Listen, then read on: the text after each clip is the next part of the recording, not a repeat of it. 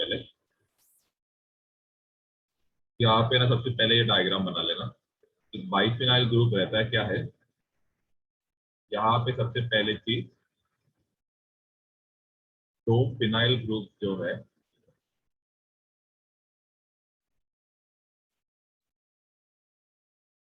क्या रहता है, एक साथ जुड़ा हुआ रहता है। ओके, अब हम लोग क्या करते हैं, इनका जो एनर्जी प्रोफाइल डायग्राम है ये जस्ट बनाते हैं।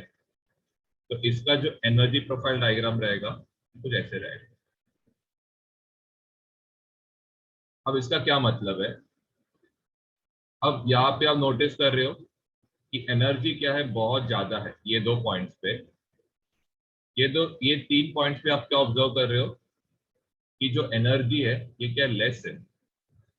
अब यहाँ पे ये जो बॉन्ड है, ये जो सिग्मा बॉन्ड है, ये क्या हो सकता है, ये फ्रीली रोटेट हो सकता है। तो जब सपोज ये दो रिंग, लेट से ये दो रिंग एक दूसरे के साथ क्या है, परपेंडिकुलर है, ठीक है, तो इसका एनर्जी क्या रहेगा, बहुत ज्यादा रहेगा। एंड जब ये दो रिंग क्या रहेगा, प्लेनार रहेगा, तो इनका एनर्जी क्या रहेगा, तो आप यहाँ पे लिख सकते हो एनर्जी, जब ये दोनों प्लेनार रहेगा, एनर्जी जब ये दोनों एक दूसरे से परपेंडिकुलर रहेगा।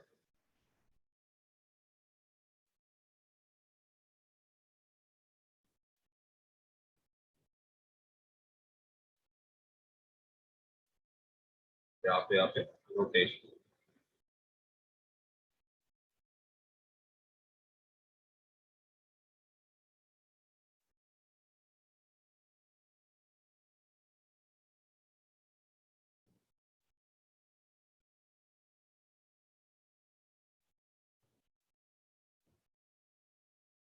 ठीक है। तो सबसे पहले चीज, कंडीशन क्या है रोटेट होने का, सबसे पहले हम लोग वो लिखेंगे, यहाँ पे ध्यान देना,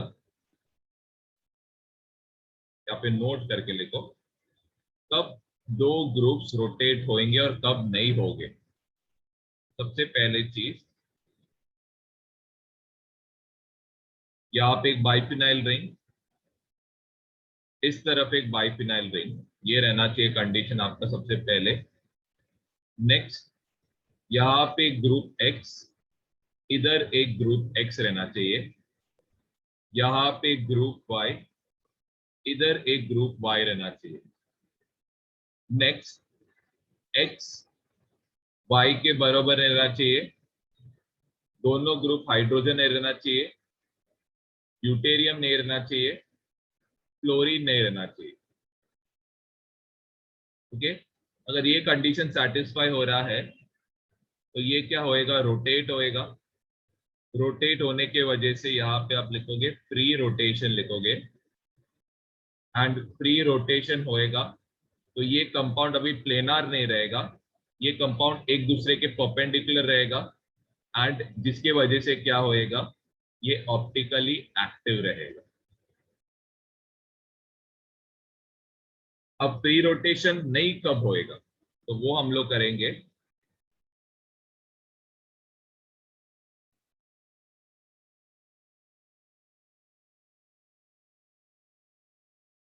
ओके, अब फ्री रोटेशन कब होता नहीं है, तो जस्ट डायग्राम बनाता हूं।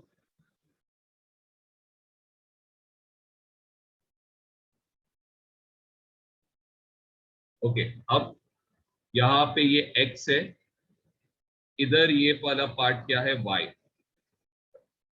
अब यहाँ पे ये x है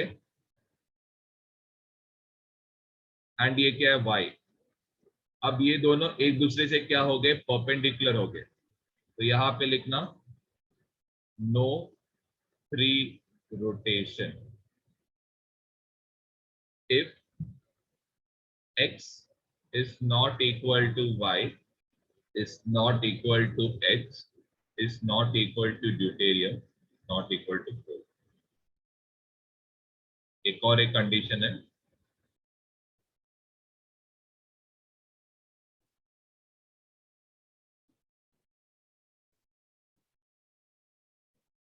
तो यहाँ पे x, यहाँ पे y है, यहाँ पे x, यहाँ पे y है, यहाँ पे लिखना no free rotation. Same condition लिखोगे, आपका x y के बराबर नहीं रहना चाहिए, h के बराबर नहीं रहना चाहिए, d के बराबर नहीं रहना चाहिए, f के बराबर नहीं रहना।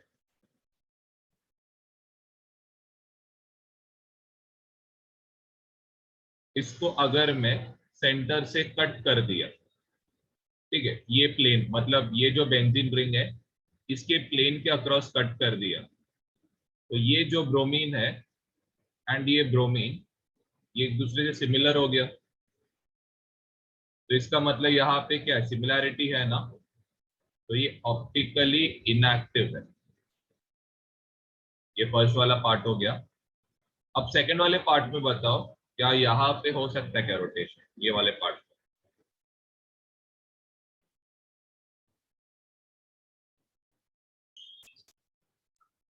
सर नहीं। यहाँ पे भी नहीं, ठीक है, नो रोटेशन। चेक करते कि यहाँ पे ऑप्टिकली एक्टिव है या नहीं। तो सपोज अगर आप इसको बीच में से, सपोज इसके प्लेन के अक्रॉस कट करोगे, तो ये ब्रोमीन के अराउंड ये ब्रोमीन मिल रहा है, लेकिन ये COH के अक्रॉस यहाँ पे एक COH ग्रुप नहीं है, तो ये क्या रहेगा, ऑप्टिकली एक्टिव रहेगा। चलो नेक्स्ट वाले में, क्या नेक्स्ट वाले में फ्री रोटेशन होएगा क्या?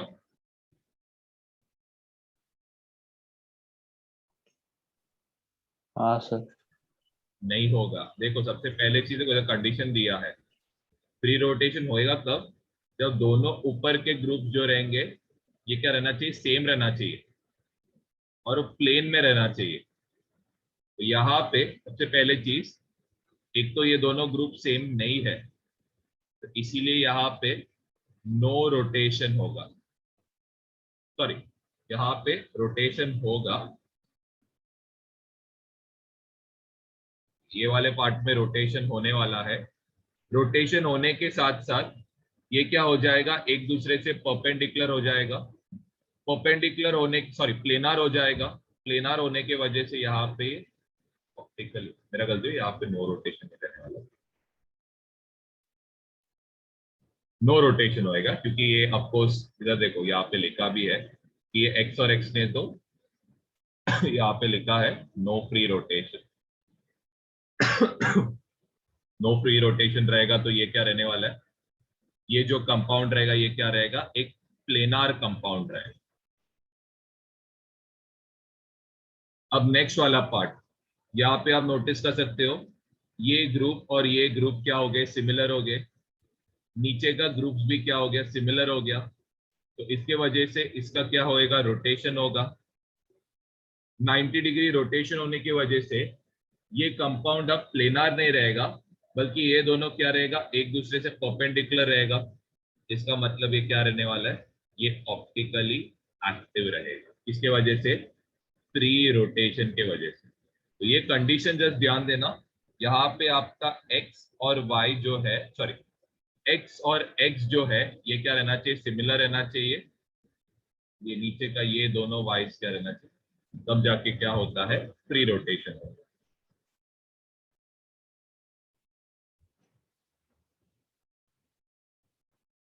पहले चीज ये डिसिमिलर है, कि अगर आप इसको बीच में से कट करोगे, आपका लेफ्ट साइड और राइट साइड क्या है, डिफरेंट, तो ये क्या रहेगा, डिसिमिलर रहेगा सबसे पहले। नेक्स्ट क्या है, कितना चिराल सेंटर्स है, तो यहाँ पे एक, इधर दो, तो आपका n का वैल्यू कितना है, 2। ओके, अब नंबर ऑफ ऑप्टिकली एक्टिव, तो इसका फॉर्मूला क्या था, 2 raised to n, तो ये इक्वल टू कितना रहेगा, 4।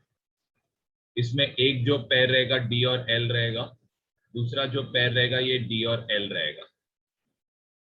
नंबर ऑफ ऑप्टिकली इनएक्टिव, तो ये इक्वल टू कितना रहेगा, 0।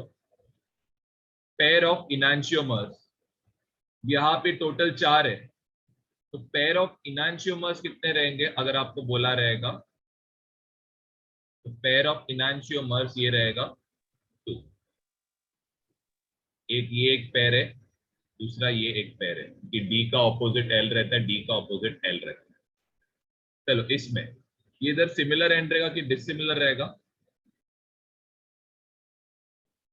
Sir dissimilar. डिसिमिलर, क्योंकि बीच में से अगर कट करोगे लेफ्ट साइड और राइट साइड डिफरेंट है, तो ये क्या रहने वाला है? डिसिमिलर रहेगा। नेक्स्ट जो रहेगा आपका एन का वैल्यू कितना है? यहाँ पे एन 3 है, ठीक है, 1 2 और 3, एन का वैल्यू 3 है। सेकंड का आंसर क्या रहेगा? 2⁻³ रहेगा, विच इज 8। नेक्स्ट क्या रहेगा? यहाँ पे नंबर ऑफ ऑप्टिकली इनएक्टिव, तो ये तो 0 रहेगा, डिसिमिलर के लिए तो नहीं रहता है ऑप्टिकली इनएक्टिव। पेयर ऑफ इनैंशियोमर्स, तो यहाँ पे 4 डी और एल का पेयर बनेगा, तो नंबर ऑफ इनैंशियोमर्स या फिर पेयर ऑफ इनैंशियोमर्स कितने रहेंगे? 4 पेयर ऑफ इनैंशियोमर्स रहेंगे। चलो अभी ये वाले में चेक करो, अगर आप इसको मतलब बीच में से काटोगे तो एंड सेम आएंगे कि डिफरेंट आएंगे? सिमिलर आएगा, क्योंकि देखो इस तरफ भी CH3Cl है, इस तरफ भी CH3Cl है, बीच में से कट करोगे तो इसका लेफ्ट साइड और राइट साइड दोनों सेम है, तो ये क्या रहेगा? सिमिलर एंड होएगा। यहाँ पे सबसे पहले चीज n का वैल्यू, तो यहाँ पे आपका n का वैल्यू क्या आ रहा है? 2 आ रहा है, which is a even number, ठीक है, इवन नंबर रहेगा। तो आपका सबसे पहले फर्स्ट जो answer which is optically active का जो आंसर रहेगा, ये क्या रहेगा? 2⁻n−1 रहेगा, विच इज 2⁻2−1, विच इज कितना? 2⁻1, कितना रहेगा? 2 रहेगा, मतलब एक डी और एल रहेगा।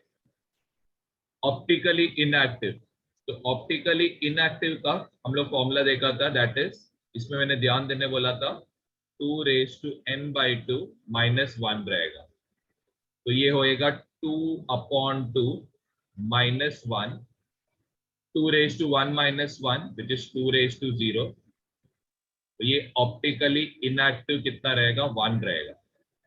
अब यहाँ पे पेयर ऑफ इनैंशियोमर्स बोले हैं, तो पेयर ऑफ इनैंशियोमर तो यहाँ पे सिर्फ एक ही बनेगा। ओके, अगर सपोज यहाँ पे डाइस्टीरियोमर या मिजोमर बोला है, तो देखो यहाँ पे एक है, तो इसका मतलब ये क्या रहेगा? ये एक मीजो कंपाउंड रहेगा, ऑप्टिकली इनएक्टिव। अगर आपको नंबर ऑफ डाइस्टीरियोमर पूछा है तो कितना रहेगा? एक तो मीजो और डी, दूसरा मीजो और एल, ये दोनों क्या रहेंगे? डाइस्टीरियोमर रहेंगे। अगर आपको नंबर ऑफ मीजो कंपाउंड्स बोला है तो नंबर ऑफ मीजो कंपाउंड्स कितना रहेगा? 1। नंबर ऑफ डाइस्टीरियोमर्स पूछा है तो ये एक मीजो और डी, और ये 2 मीजो और एल, अगर पूछा रहेगा एग्जाम में। अब नेक्स्ट, ये सिमिलर एंड है कि डिसिमिलर एंड है? सिमिलर, क्योंकि अगर इसको बीच में से कट करोगे तो इसका लेफ्ट साइड एंड इसका राइट साइड क्या होने वाला है? सेम रहेगा। फोर्थ हम लोग एग्जाम में बाद में करते, पहले फिफ्थ करते हैं। ओके, अब यहाँ पे कितना चिराल सेंटर से? 2 चिराल सेंटर से। सबसे पहले ये तो सिमिलर हो गया सबसे फर्स्ट। नेक्स्ट इसका n का वैल्यू कितना है? 2 है, इवन नंबर हो गया। 2⁻n−1, तो यहाँ पे भी कितना रहेगा? 2 कितना रहने वाला है? 1, विच इज 2, तो यहाँ पे सिर्फ एक डी और एल का पेयर रहेगा। नेक्स्ट है number of optically inactive, 2⁻n/2 -1 आएगा, तो ये भी आपको पता है कितना रहने वाला है? 1, तो ये तो एक मीजो कंपाउंड हो गया। पेयर ऑफ इनैंशियोमर्स बोला है, तो पेयर ऑफ इनैंशियोमर, ये तो सिर्फ क्या रहेगा? एक ही पेयर रहने वाला है। चलिए फोर्थ एग्जांपल करते हैं। फोर्थ एग्जांपल भी अगर बीच में से कट करोगे तो इसका लेफ्ट एंड इसका राइट हैंड दोनों क्या रहने वाले? सिमिलर रहने वाले हैं। इसका left and right hand similar है सबसे पहले। नेक्स्ट क्या रहेगा? यहाँ पे 2 है चिराल सेंटर्स, तो n का वैल्यू 2 रहने वाला है। ये भी क्या रहेगा? 2⁻n−1, विच इज कितना? 2 आएगा। इसमें एक डी और एल रहने वाला है। फिर नंबर ऑफ ऑप्टिकली इनएक्टिव, ये 2^n/2 -1 रहेगा, विच इज 2^0 विच इज 1। और ये क्या रहने वाला है, ये एक मीजो कंपाउंड रहेगा। नेक्स्ट है पेयर ऑफ इनैंशियोमर्स। तो यहाँ पे पेयर ऑफ इनैंशियोमर्स तो एक ही है,